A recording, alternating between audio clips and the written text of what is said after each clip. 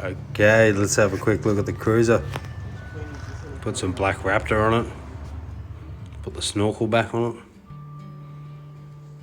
Let's look at the process of putting the Raptor coating on. Pretty simple. Tape up your borders with some good quality automotive stuff. Fill in the blanks with some paper. Buy some Raptor. Sand back your car, basically to bare if it's acrylic.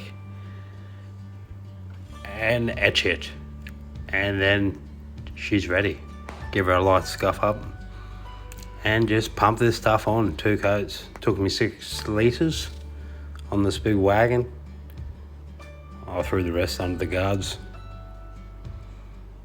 It's the first time I've used this stuff.